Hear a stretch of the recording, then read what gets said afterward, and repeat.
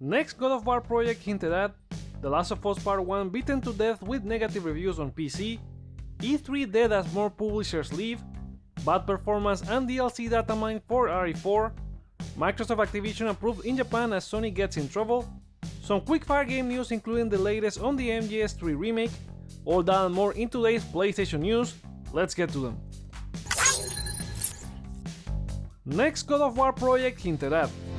We don't know where Sony Santa Monica might go after God of War Ragnarok, but Tears voice actor might have teased something in a God of War panel during PAX East this past weekend. At the end of the panel, Ben Pendergast said that this isn't the last you have seen of Tyr, further stating he knows a little but doesn't know too much about where the franchise is going, before joking he signed an NDA and couldn't talk about it. Santa Monica's plans were to make the Norse saga only 2 games, as producer Cory Barlog said they didn't want to spend 15 years on a trilogy, and director Eric Williams stated they put everything they had into Ragnarok, so DLC was unlikely. That means Pendergast is probably hinting at a role in the God of War TV show with Amazon, another media project, a spin-off game, or maybe he's just having fun with fans. What do you think will be next for God of War? Sound off in the comments. The Last of Us Part 1 beaten to death with negative reviews on PC. After being delayed by almost a month, The Last of Us Part 1 is finally on PC via Steam and Epic Games Store, and it's not that good. The game is currently being beaten to death by 69% negative reviews out of nearly 7,000 of them as of recording. Criticisms include camera issues, high CPU usage, freezes, crashes, and a complete lack of optimization regardless of which PC specs you have.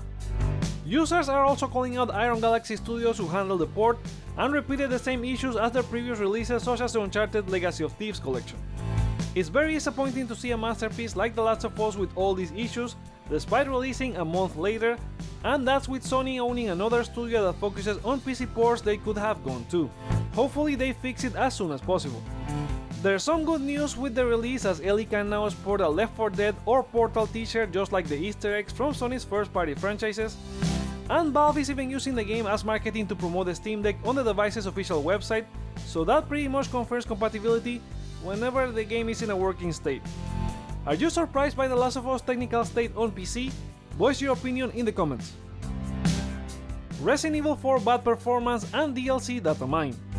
Let's keep talking about bad performance, but now for Resident Evil 4, since despite the great reviews, PS4 players are being left out of the fun. Some users have been commenting on Reddit about the lack of optimization for the last gen console, with stuff like frame drops making the game unplayable at times, low-res textures, popping, and more on both PS4 and PS4 Pro. Plus, an analysis published by Digital Foundry confirms all these issues. Capcom initially planned the remake only for current gen, then a few months later confirmed a last gen version but only for PS4 since it's not on Xbox One, but it's not clear as to why.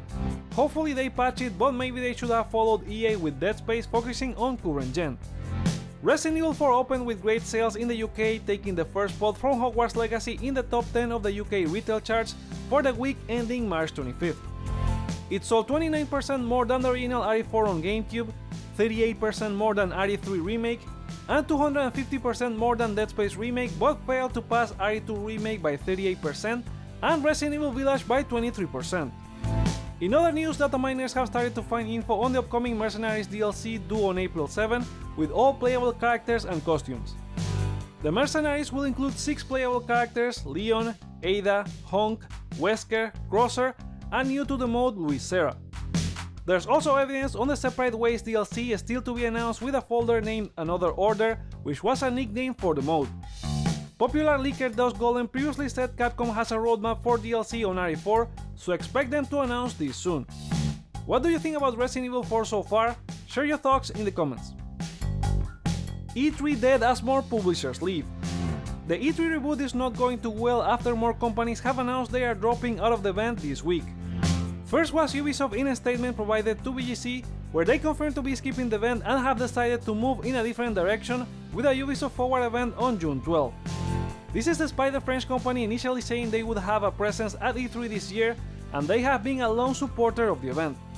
On Tuesday, Sega told IGN that after careful consideration they have decided not to participate in E3 2023 as an exhibitor, and VGC also got confirmation that Level Infinite, the games division from Tencent, won't be attending either. This is a massive blow to Redpop and the ESA attempts at rebooting E3, and with under 3 months for the event to start, there are 0 companies confirmed to be attending. Geoff Keighley and Summer Game Fest didn't waste any time on posting their snacky tweet, indicating they're ready for June 8.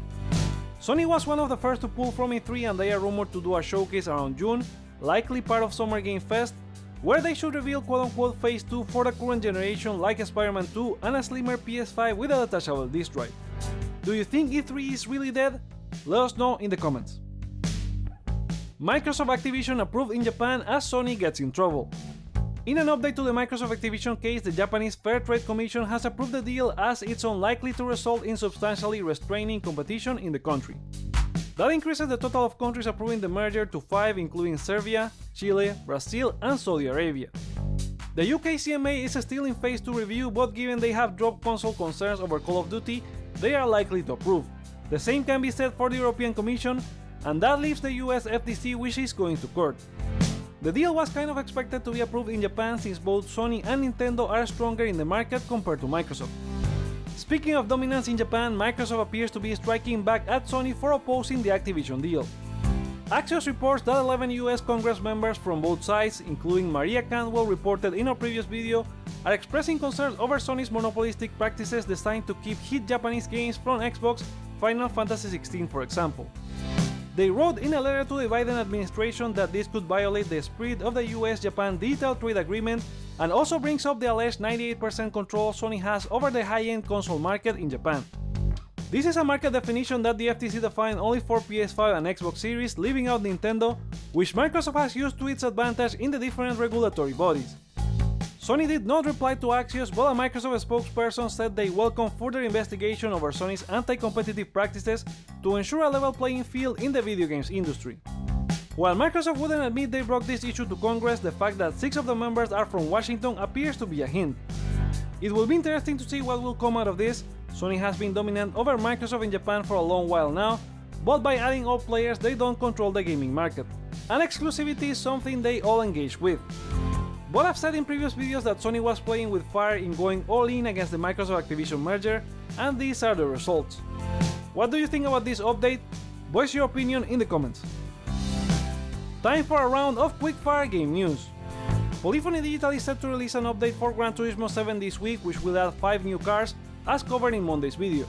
They accidentally published patch notes earlier revealing it will also add BRR support, physics changes, missions, licenses, and it also teases an April update that will include Japanese Super Formula cars.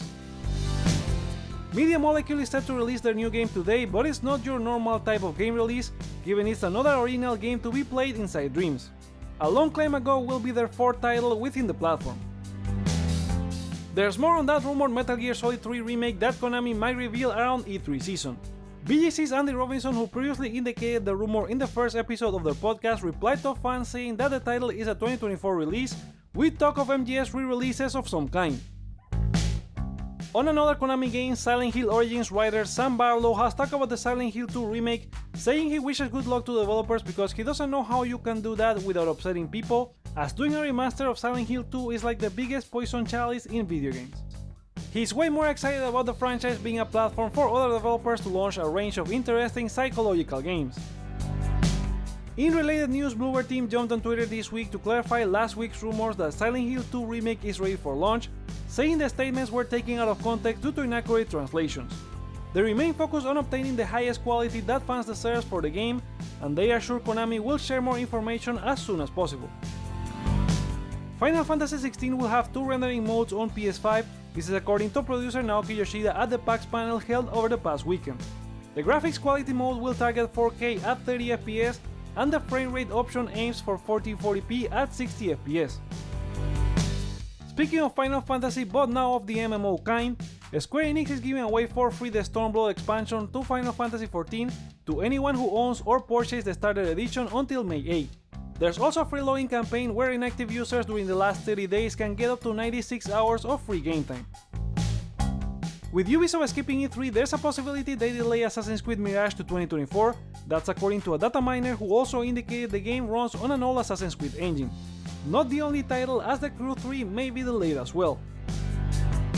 Bioware is trying to make sure it doesn't repeat its mistakes from previous titles on Dragon Age Dreadwolf, for which they have recruited former studio producer Mark Dara as a consultant, and the Mass Effect team will also provide support given their new Mass Effect game is on a pre-production phase. Dreadwolf hit alpha last fall and there's still no release date. Marvel's Avengers support is ending on September 30, but Crystal Dynamics has announced that as part of the last content update, and as a thank you to players who have enjoyed the game, they will be able to download a War Machine skin for Iron Man. It will be granted to anyone with at least one trophy in the game before April 1st. Player First Games have announced that Multiversus is going offline. The game will be out of game stores on April 4, with servers being shut down on June 25th. They are saying this is part of the open beta ending and the game will relaunch in early 2024, as the developer has a clearer view of what they need to focus on regarding the cadence of new characters, maps, modes, matchmaking, and netcode improvements. After going offline, access will be limited to training and local matches with purchased characters and cosmetics. All progress will be carried over when the game relaunches, but users looking for refunds will have to contact Sony. And those are the PlayStation stories for today. What are your thoughts on them? Share them in the comments below, let me know your feedback by liking or disliking this video, check out other videos you may enjoy while you're here, and consider subscribing for more on PlayStation. Thank you so much for watching, my name is Joseph, this is Hype for Games, and let's get hype!